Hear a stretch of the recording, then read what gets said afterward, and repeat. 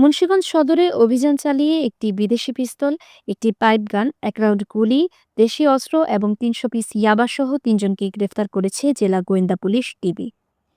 মঙ্গলবার ১৭ই মার্চ দুপুর ২টা ২০ মিনিটে সদর উপজেলার মোল্লাকান্দি ইউনিয়নের ছোট মাকুহাটি গ্রামের গাজীবাড়ি এলাকায় এ অভিযান পরিচালনা করা হয়।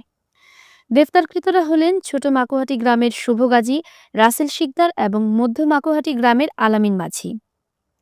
বিকেলে প্রেস ব্রিফিংয়ে পুলিশ সুপার মোহাম্মদ মেনহাজুল আলম এসব তথ্য জানান। তিনি জানান, গোপন সংবাদের ভিত্তিতে শুভ গাজীর বাড়িতে অভিযান চালানো হয়। এ সময় রাসেল শিকদার পালানোর চেষ্টা করলে তাকে আটক করা হয় এবং তার কাছ থেকে ৫০ পিস ইয়াবা উদ্ধার করা হয়। পরে বাড়ির মালিক শুভ গাজীর কাছ থেকে আরও ৩০০ পিস ইয়াবা উদ্ধার করা হয়। অভিযান চলাকালে একই বাড়ির একটি কক্ষে অবস্থানরত আলামিন মাঝিকে আটক করে তল্লাশি করলে তার কোমরে থাকা একটি বিদেশি পিস্তল ও ১ রাউন্ড গুলি উদ্ধার করা হয়। তার দেওয়া তথ্যের ভিত্তিতে ওই কক্ষ থেকে একটি দেশীয় পাইপগান, ছুরি, দা, হাতুড়ি ও লোহার পাইপসহ বিভিন্ন দেশীয় অস্ত্র উদ্ধার করা হয়।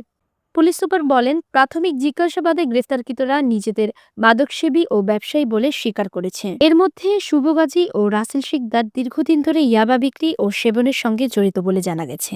অপরদিকে আলামিন মাঝি একজন অস্ত্রধারী সন্ত্রাসী এবং মাকুহাটি এলাকার চাঞ্চল্যকর ছানামাছি হত্যা মামলার পলাতক আসামি। তিনি এলাকায় আধিপত্য বিস্তারকে কেন্দ্র করে বিভিন্ন সংঘর্ষে ভাড়াটে হিসেবে অস্ত্র নিয়ে অংশ নিতেন বলেও অভিযোগ রয়েছে। গ্রেফতারকৃতদের বিরুদ্ধে আইনি ব্যবস্থা প্রক্রিয়াধীন রয়েছে বলে জানিয়েছে police. Desk report, news 71.tv, Munshiganj.